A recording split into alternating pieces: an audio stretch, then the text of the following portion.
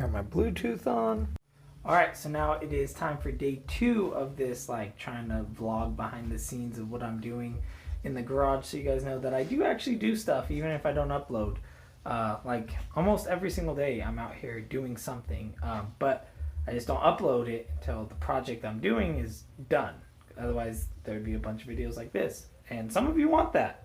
So I'm going to give it a shot, and if you guys like it, then I'll keep doing it, and if not, then I'll stop. First things first.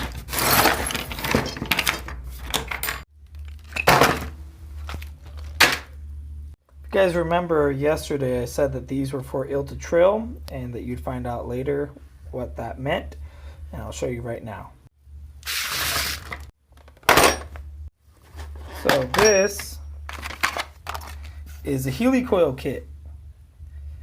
It's a proper size. I already tested one of these out on the oil return line and it fit perfectly, and actually the threads stop right when the helicoil stops, so I just have to go as deep as this and we are good to go. Which brings me to my first point, which is this is a very large drill bit. So when you put the helicoil next to it, you only have to go in just the tip. So eyeballing it is not safe because I'd probably end up overshooting that because it is just such a small amount. So what you do, you put one of these bad boys on it. And what this is a metal stopper that you put where you want the drill bit to stop. So no matter what, you cannot go deeper than you want. Which brings me to topic number 2, which is this is an enormous drill bit. Here is my drill, fully open. The chuck is as open as it will go. And that guy's just not gonna fit. So we have this, which turns a 3/8 inch drill chuck to a 1/2 inch drill chuck, which is exactly what we want. And also this one's made out of metal, which is good because mine get shredded up like all the time. I don't know why, I drill in some tight situations. So to install that's relatively simple. You just like shove something in there, undo it, and then put the new one on and then redo it. There's like a Phillips in there. Boom. So that's the first thing I'm going to do is replace this. Hopefully it goes well. Well, I got the old chuck off, and I specifically asked the guy at Harbor Freight, I was like, will this work with your Harbor Freight drill? And he said, yeah, of course. That is way bigger than this. So I have one more drill that I'm going to give it a shot, and I hope it works. Well, that's a little bit of a bummer. My second one didn't work either. So now I'm going to look on some of the yard sale websites and hope that somebody's selling a drill cheap.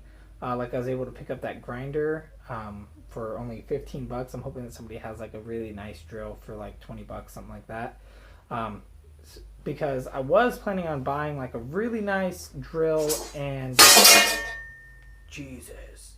I was planning on buying a really nice drill and impact gun when I had the money for it.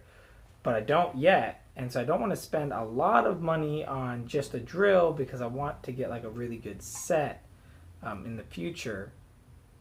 But I also don't want to wait till then to move on with this project because I really need to just finish this. So I'll also ask around, see if any of my friends have a 1/2 inch drill that I can borrow, or like a 3/8 inch drill that I could upgrade to a 1/2 inch, and then they could keep the upgrade. But we'll figure that out. For today, we'll move on to other stuff. But this is the kind of stuff I run into, guys. Like, this is what happens when I'm working on the SR20. Like, it's not something big, but it's something that's just annoying enough to stop me for the day, or stop me from working on that project for the day. Because, like, I don't want to source out a drill because that could take all day. Just to look for a drill, and then when I finally get it, it's gonna be too late to even continue working on it. So it's those little things that like snag me up that just keep adding up, and that's what takes so long to get this car done. So trying to stay positive, move on to other projects for right now, and then we'll worry about that later. All right, so moving on to something that I can finish. We'll finish welding up the bracket, getting that all solid, clean it up, make it look pretty. I am still missing the piece that goes right in here, so I don't know if I'd get to the wiring of it tonight, because I'm going to need to find that. I honestly have no clue where it went, and like I searched everywhere. I got the package with this with 2 other packages, and it's not with those 2 other packages. So it may have like fell out of my hands on my way into my house or something. So I'm going to try to scout out that piece today. But anyways, what goes in there is a brake pressure sensor, and then it has 2 little prongs that will send the wire signal to the PCB board, which will send the signal through USB to my computer. I know that's a lot of nerdy talk. If you're not into that stuff, you don't know anything I just said. But for right now, back to like the car stuff. Let's finish welding and getting this all prettied up. So you can see I broke that guy. I gotta fix him. All right, definitely not the cleanest welds. It was being a real pain in my neck trying to get these welds down. The only one that didn't give me trouble was this one. I was having trouble with the ground, I think. Also had that fan blowing on it because since it's flux core, it was putting up a bunch of smoke, and I'm not trying to inhale that. And it was also fogging up my my helmet really bad, so it was hard to see what I was doing, which is why this one went all over the place. But it's nothing that a flap disc can't fix. So that's what I'm going to do. I'm going to clean this up, make sure it looks pretty. But before I do that, I'm going to actually take it into my desk and see where I want the piece to come off here that is going to go under the shifter. Alright, so it's pretty dark in here, but as you can see, it could go really anywhere. I might actually weld a piece or trim a piece that follows this curve right here, so it looks really, really nice. And then have it go underneath it, like right here. So, because I think that will give me the best like pressure point when I go to pull back on it. So that's what we're gonna do. So dummy me just realized if I did cut that piece along the edge of the shift knob to match the shape, it would be for no reason. Because the only reason why you'd want to do that is if it had its own mounting point and you wanted it to mount up next to the shift knob looking really professional, which would be nice. But since I'm mounting it underneath the shift knob, so when I pull back, the shift knob holds it down, no matter what, it's going to look like it fits the shape of the shift knob because the shift knob is going to cover whatever is not cut. Does that make sense? Like whatever is there, the shift knob is going to cover, so it will always look like it fits perfectly to the shift knob. So I'm not going to do that. I'm just going to have one solid piece go off the side that's going to go under the shift knob, and we should be golden. So I'm going to go clean up this piece, get it ready to weld on the new piece, and then clean up the second piece, and we should be good. Alright, so here our guy is now that it's all kind of cleaned up. A flap disc can make anybody's welds look 1,000 times better. So, I also rounded some of the edges, try to clean it up a little bit, give it a little bit more of a professional look. I couldn't get the grinding wheel down in there, so I'll have to take a wire attachment on my drill and get it in there. And I couldn't grind down that weld, unfortunately, but it's alright. It still looks good. I did smooth some of these sharp corners as well, just to give it a little bit more of a professional look. And also my daughter loves playing with my simulator, so that way she doesn't like poke her eyeball out. And then I got this piece nice and angled, and it's ready to weld our support beam onto, so I'm going to go ahead and do that. Alright, so I ran this inside real quick, and right between the 8 and the 0 is basically where I want to cut it. So I'm going to take my grinder to it, and we'll have our support beam. Okay, so my cut was not straight at all, but I'm hoping that matches the angle of the shift knob, and then it'll totally look like I did it on purpose. So right here I have the piece lined up on the flat end, and I have it to where it's kind of both pieces are ground into a V shape. That way when I lay the weld, it like really gets into the groove and holds both pieces together. So what I'm going to do right now is I'm going to throw a tack right in the center get this magnet out of the way, and then drag a bead across the whole thing. So I'm going to do that, and I'll get back to you in a minute. There you have it. Probably one of the most overbuilt pieces of gaming equipment that I, at least, have ever seen. This thing is solid like a rock. Like, it is not going, or I guess it's solid as steel. It's probably even harder than a rock. But this thing will outlast all the other gaming components I have. So now that this part's all done, I just have to bolt it all back together, which I will do right now. And I gotta find that piece so I could do the wiring of it. So I gotta clean, I'm gonna just thoroughly clean the rest of my garage. I've been working on it a little bit. I built those shelves and I got like storage containers and stuff up there to try to organize my garage, but I still have like tubs where it's like garbage, old car parts. And then swivel around, I have like these boxes which are just full of like tool miscellaneous, and then I have like more tools all along the ground. All the tools I use regularly are up there, so these are all just bonus tools that I have to try to find a spot for. I've decided if I keep doing these videos, I'm going to invest in a selfie stick, because trying to hold this phone up is killing me.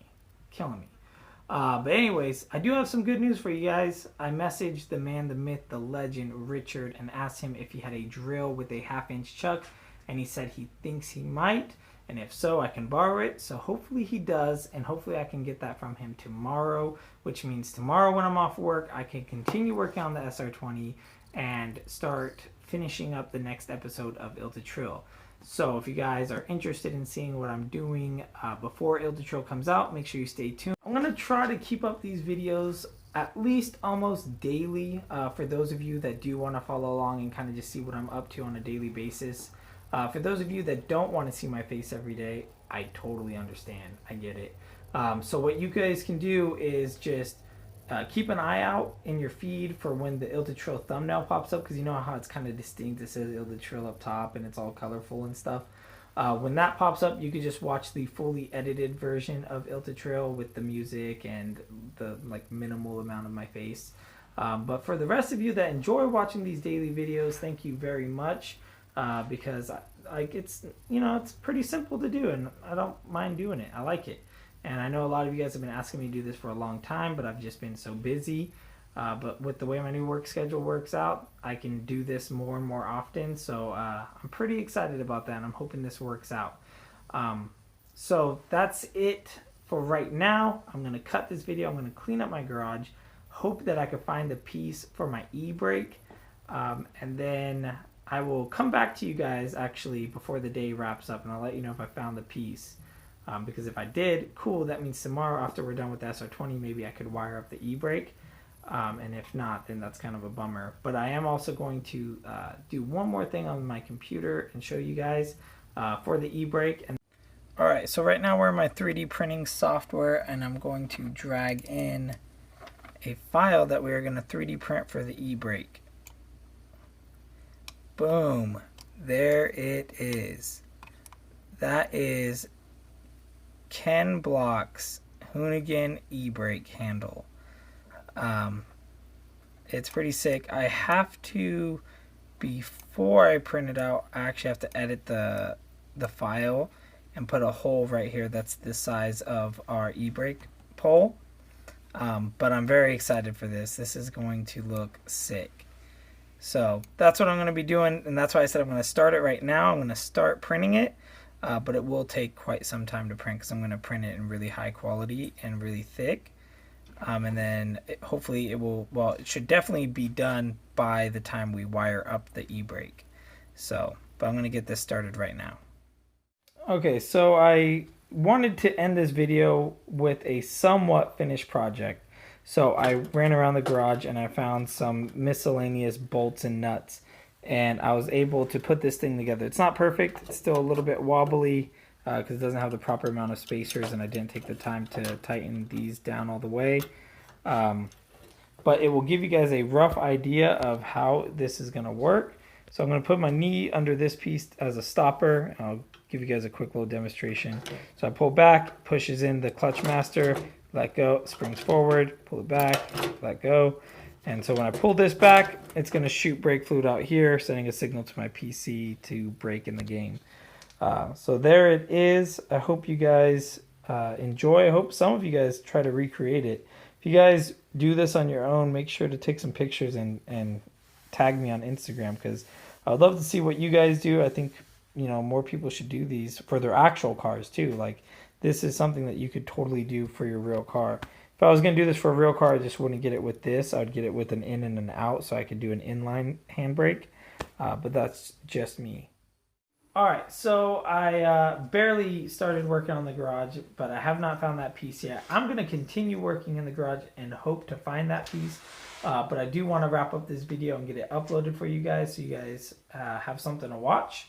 So make sure to stay tuned for tomorrow's episode, because maybe we will do this, and that'd be really cool. So Richard said he is bringing me his drill tomorrow, so that is a very positive note. So keep a lookout in your sub boxes for tomorrow. If you guys haven't already, you could hit that little bell next to like the subscribe thing. It'll let you know every time I upload. This has been Spiff, and I'm out. Peace.